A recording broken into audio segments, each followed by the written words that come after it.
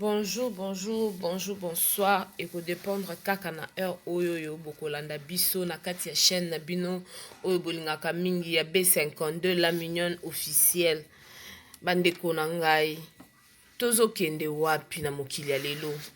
Tokomi ko kende wapi ekomi ko pesa pasi na mawa. Pona nini biso batu tokomi ko luka ko kotisa na ba makambu oyo peut-être etali biso te. Bamakambu susu eza avant oloba totika kaka kotala ke non ngai il faut na sala bo il faut na loba likambu ya rando ya mutu kinganzi pour que nazwa ba vie na YouTube pour que nazwa ba abonné na YouTube ozo kokota bamakambu oyo ezake ekoki ko apporter le malheur plus tard na vie. Bandeko balandi ya B52 la mignonne officielle soki lelo toye boye na mungongo makasi kobelela c'est parce que toza na pasi na motema. Problème oyo ko s'est passé entre pasteur Charles Bameko Bostra TV nandeko na ye toyebi même pas nini ezolakisa biso bandeko na biso ke oyo ndeko wana azali koloba eza ya solo. Et puis ba audio wana nga na uti ko nazo sala audio o nazo sala vidéo o pour vous dire que on a fait de recherche to luki to landela to yeba qu'est-ce qui s'est réellement passé ba audio neza ba audio moko ya kala. Baza famille singa famille ekata nakate benda naka quel que soit problème quel que soit ba makambu baza nango nakata famille. Pourquoi biso ba tout ba youtubeurs surtout ba youtubeurs ba youtubeuses pourquoi to lingi toujours kota minoko na biso na makambu o etali biso te tozo yeba te ke toza ko apporter malédiction kati na biso. Le pasteur Charles Bameko ataza na mabena ye mais c'est un serviteur de Dieu. La Bible nous dit qu'il ne faut jamais toucher à mes ouins. Aza mosala nzambe. Ataza na mabena ndenge nini. To ebi relation na ete nini oya zaka na ngona nzambe bandeko. To tika to éviter na eko bonde la bino to éviter kokotisa minoko na biso to kota ba commentaire na likambu oyo eza oyebi mutu na makolo te bandeko na ngai.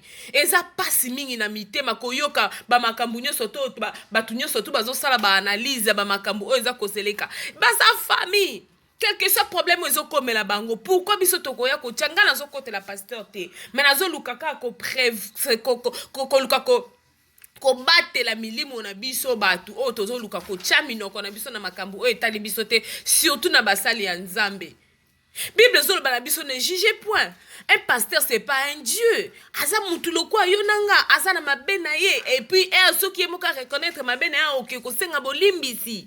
Pourquoi biso na kati ya monde oyo ya na mokili oyo tokoti ekomi kaka osoki toyoki likambo surtout soki eza un pasteur ou un évangéliste ou un mission chrétien tokobanda kosala ba analyse tozokoloba ba n'importe quoi oyo ezake ekoki ko salir même yo moko ozoyeba te kaka na maloba na wana ozoloba ekoya ko apporter le malheur ndeko nanga.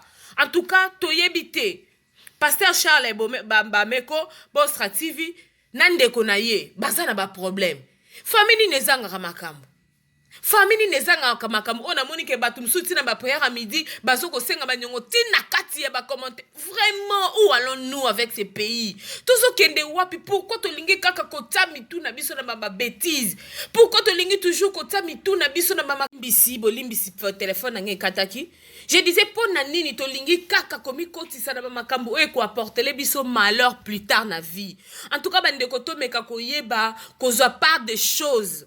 Ezate ke so to yoki kaka pasteur kinganda sala ki boale biso nyoso tout biso wana na YouTube to yeko tatu bandi koloba makambo non mokili vraiment ya solo komi na suka to eba komi lengele bandeko nanga to tika ko sala ba analyse moko o eza ezoko apporter le biso elo côté le pasteur Charles Bameko Bostra TV ceux qui a ça un problème nandeko na ye c'est à eux de régler ça c'est à eux de voir qu'est-ce qui se passe c'est à eux ya komona parce que singa ya famille ekata nakate e benda naka na famille nyo surtout problème ezalaka et puis ceux qui problème eza solution ezalaka toujours parce que nzambe o apesa ka solution alors bandeko balandi ya B52 na yaki vite fait pour nous komeka juste ko interpeller biso ba oyo tozo salaka ba analyse concernant problème oyo pasteur Charles Bameko Bostra TV to meka koyeba ndenge nini tozo ko sala et puis nini oyo tozo sala. Merci beaucoup.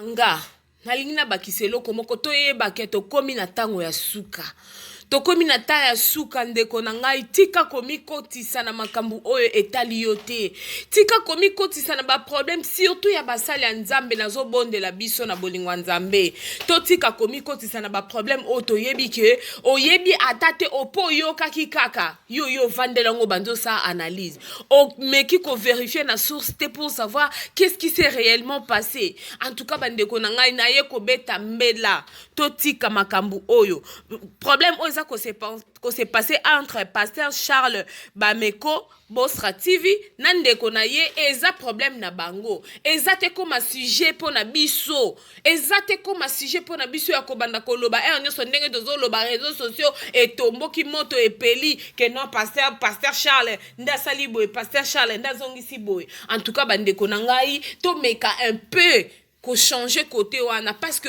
eza solution te okozwa ba vie mais yo zo bebi sa réputation ya mutu et après qu'est-ce que tu gagnes? Qu'est-ce que tu vas gagner après tout cela bandeko nanga? Vraiment na bondeli biso vraiment na bolingwa nzambe to meka un peu kota makambu en ordre YouTube oyo ba yelango biso te kapoto ya ko régler ba compte na biso na kati awa. Donc soki oyoki problème oka mosala nzambe luka okende na source oza ba contenu oza na ba preuve nyonso tu o bato bazoko lobaka na ba réseaux sociaux pour na pasteur Charles Bameko Bosra TV nani sa yena preuve nango boye parce que ba audio wana eza ba audio moko ya kala bandeko na ngai. Donc toyeba to kompe na fin de l'année toyeba komi lengela komi batela. En tout cas eza pasi mingi pe mawa pona biso.